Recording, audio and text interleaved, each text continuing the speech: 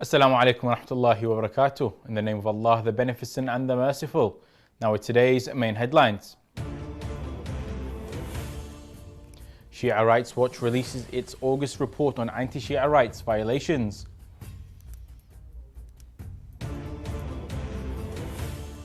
At least 81 killed in suspected Boko Haram attack in Nigeria.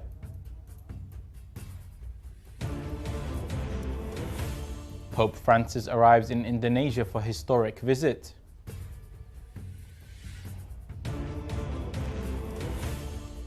Grand Ayatollah Shirazi says organ donation permissible after complete death, not during life.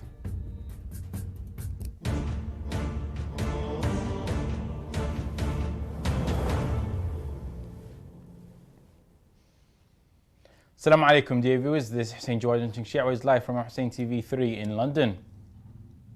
Shia Rights Watch (SRW) has released its August report highlighting significant human rights violations against Shia Muslims in various countries. The report has detailed terrorist attacks, oppressive actions and other violations that are difficult to document due to the lack of evidence and eyewitnesses. In Kabul, Afghanistan, the SRW's report said that a bomb attack claimed by ISIS targeted Shia neighborhoods, resulting in one death and several injuries. In Pakistan, the authorities arrested a Shia rights activist in Multan. Also, Shia pilgrimage processions in Baluchistan were attacked, leading to injuries. In Bahrain, the report said that a Shia cleric was sentenced to 3 months in prison for delivering a sermon during Holy Ashura. In Kuwait, Shia Rights Watch mentioned that authorities extradited a Shia individual to Bahrain despite threats to his life.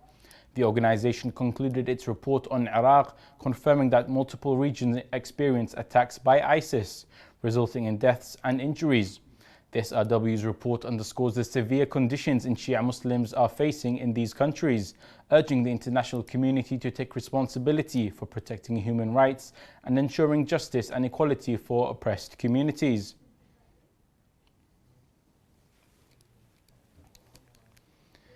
At least 81 people were killed in brutal attack by suspected Boko Haram militants in Yobe State on Sunday. Around 150 militants armed with rifles and rocket-propelled grenades targeted Mafa Ward on over 50 motorcycles, leading to widespread destruction.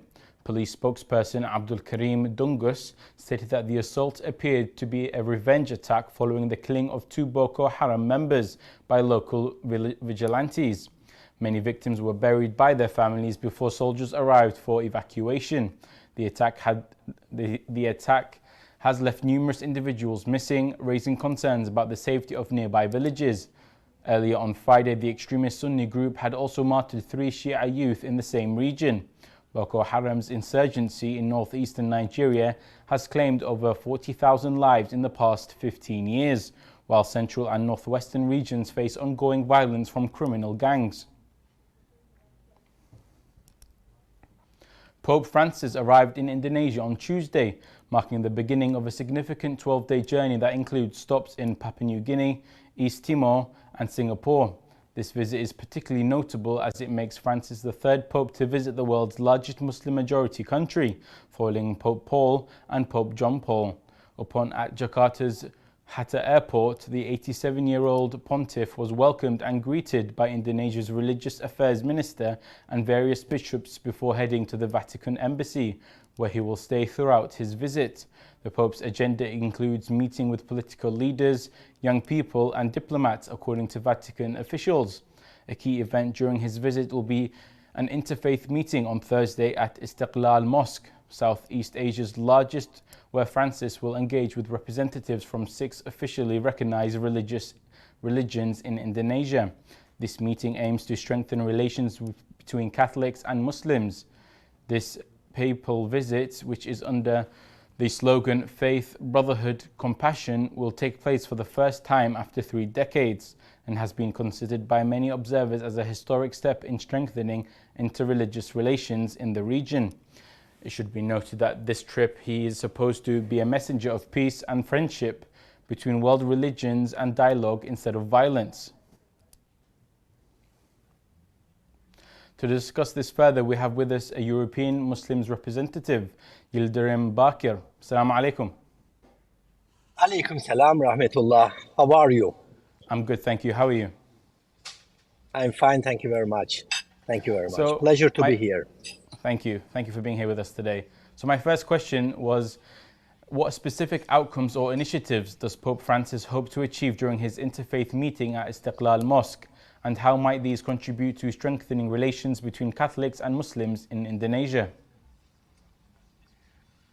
I believe it's an extremely good news for all of the Muslims that around will be surrounded by the Pope, because there is a very, very specific and very good waves that people will feel this connection between the two community.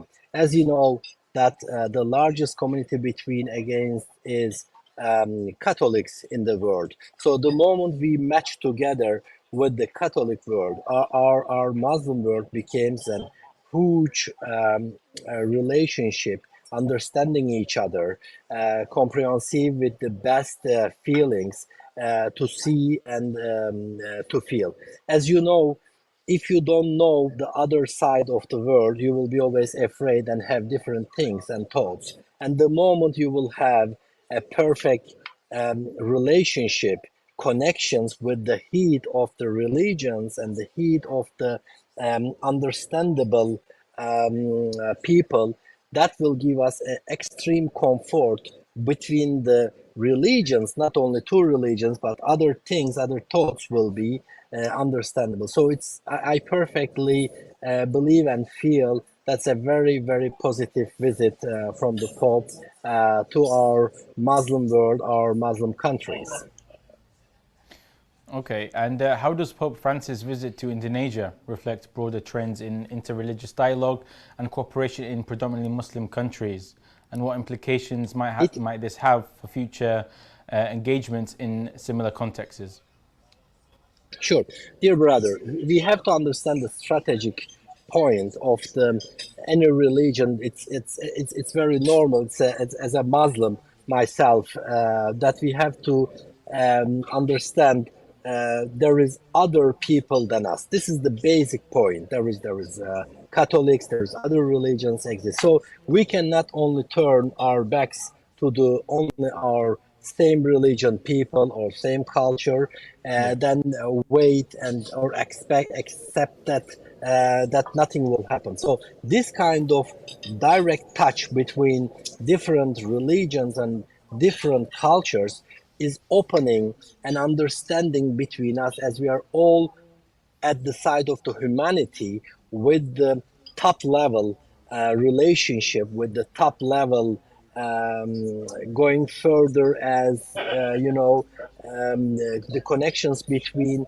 the different presidents with the Pope and with other sides, cultural exchange, we may say, that opens the door between us. Can you imagine that if there will be no get in touch, these sorts of relationship, then every time there will be a position that we don't understand each other for communication, we don't feel each other to understand, and that's why how the wars start up, how the uncomprehensive, how the even the business relationships. The moment we understand each other, the moment we feel as the humanity going on, everything is smoothly going better to understand, to at least express our feelings and express our religion better, that we are not different than another, the part of the world living. That's the main thing we have to keep giving the information the rest of the world. I hope thank you you. you understand what I mean, as it is the most important point, that this is the Muslim religion is the most comprehensive and most reasonable information that we give to the public, to the people, that the humanity religion it is. Yeah, So the moment whoever is visiting us, whoever is with us, we are mostly accepting and welcoming everyone. That's why it's extremely important and it's extreme that we really open our hands, open our hearts, first of all, with our brain to say welcome. The yeah, moment this relation starts up at the world, They feel us. That's why my last word I want to say, and to feel between us, actually. Thank you. Thank you very much for joining us today. That's all we have time for. Thank you, Yildirim.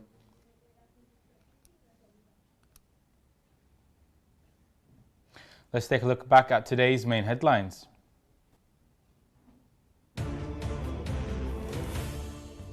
Shia Rights Watch releases its August report on anti-Shia rights violations. At least 81 killed in suspected Boko Haram attack in Nigeria. Pope Francis arrives in Indonesia for historic visit. Also, tonight, navigating the future of AI, legislative approaches and ethical considerations.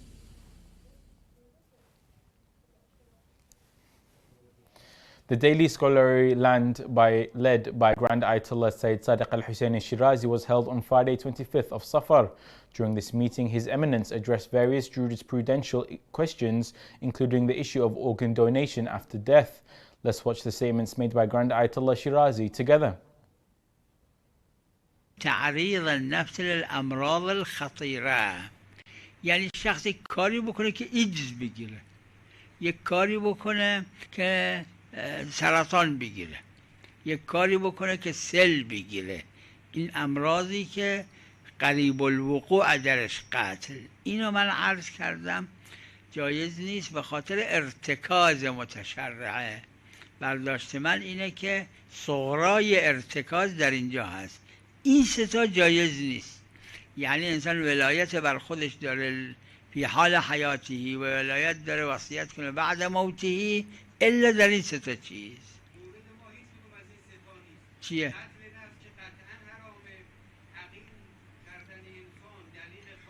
نه دلیل خاص کو اجماعه قطع عضو، یعنی استدلال به بعضی روایات شده اما مسلم نی.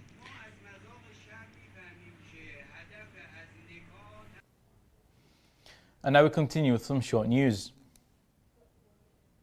Afghanistan's migration crisis continues to escalate, with over 72,000 citizens fleeing to Iran and Pakistan in a single week, according to a report by the International Organization for Migration, IOM, on September the 3rd. Between August 18th and the 24th, 2024, a total of 38,402 Afghans headed to Iran, while 34,222 sought refuge in Pakistan. The report highlights a 21% increase in migration compared to the previous week, driven by worsening economic and humanitarian conditions.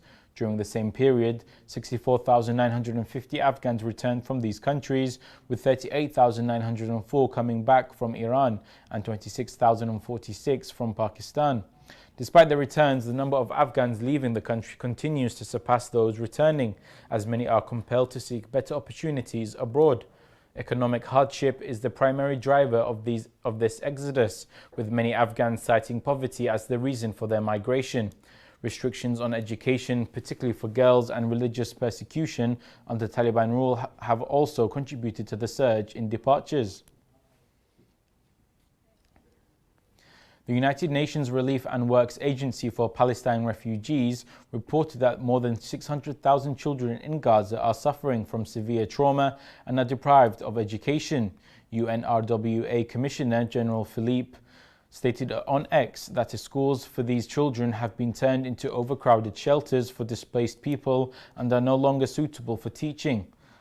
Lazzarin's remarks came as the new school year begins worldwide, including UNRWA schools in the West Bank. However, due to the ongoing Israeli war on Gaza, education has been suspended for the second consecutive year in the region, noting that while children across the region are returning to schools, Gaza's children are an exception.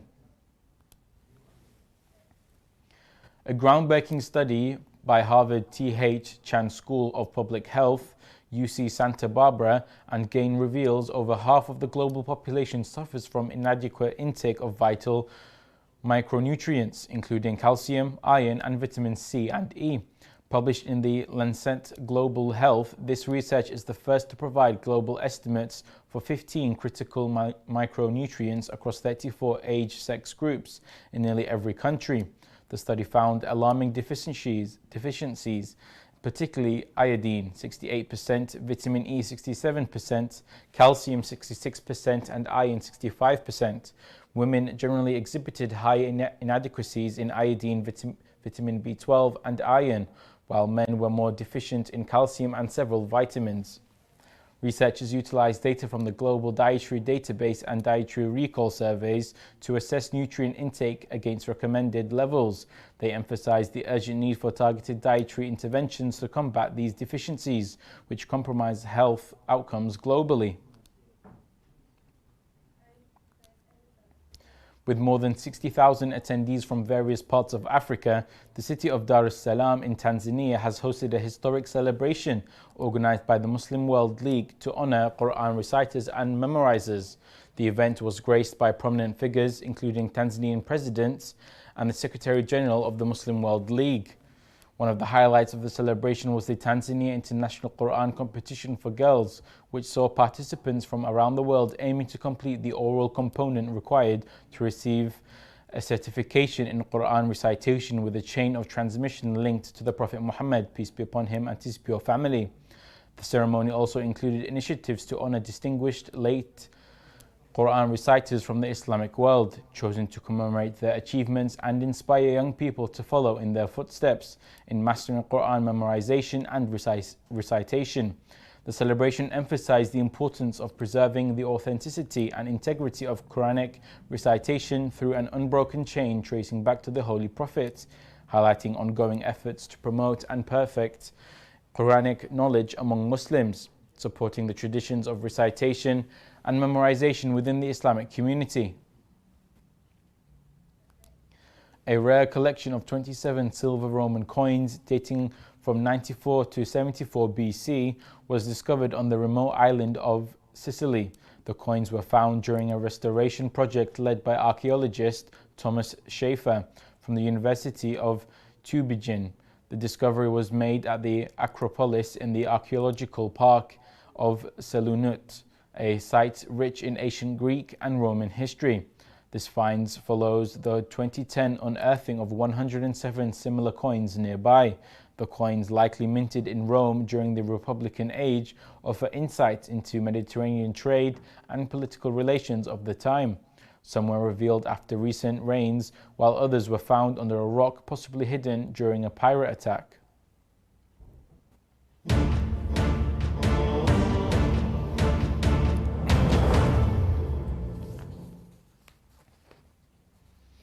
In the evolving landscape of artificial intelligence, the United States, European Union, and other nations are establishing distinct legislative frameworks to address the challenges posed by this technology.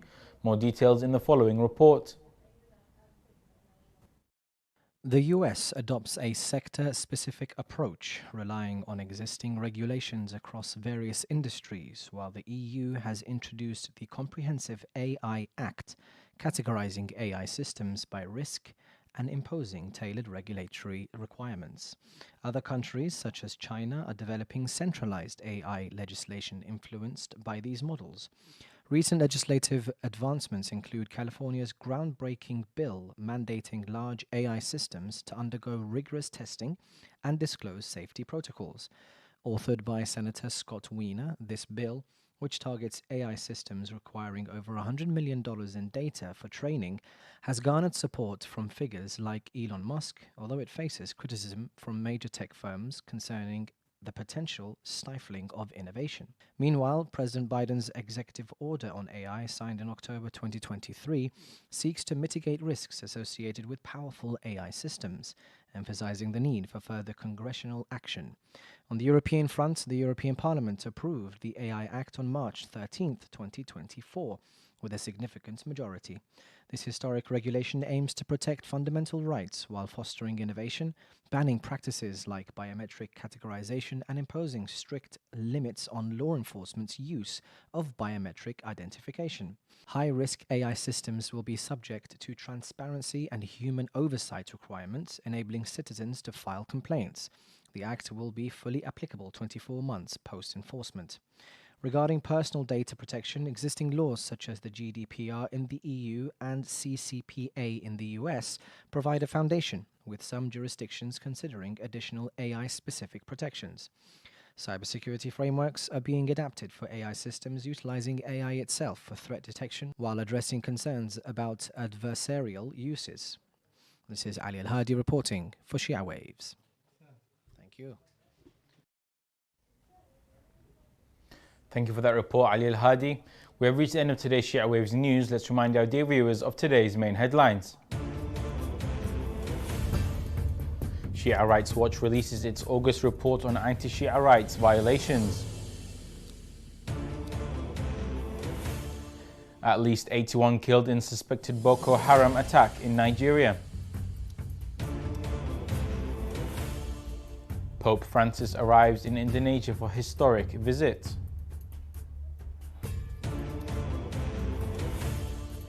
Grand Ayatollah Shirazi says organ donation permissible after complete death, not during life.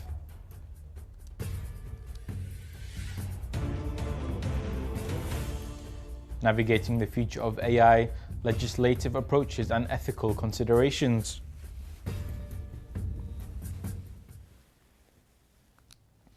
You can read the latest news on our Shia Waves website, and you can see news of your city or country to be published on a news agency.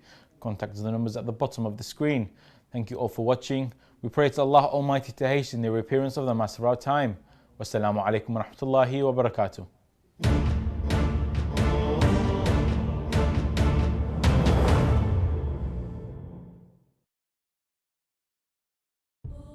I am from which all life comes, and I am where all life ends. From my dust you rose and became pieces of moving clay. From my dirt you began to breathe. From my dirt you began to feed. I am where they plant their hopes, and I am where they harvest their dreams. The grass beneath your feet, the food which you enjoy, the perfumed bright flowers, all come from me. I nourish them. I bring color and joy to life. Without me,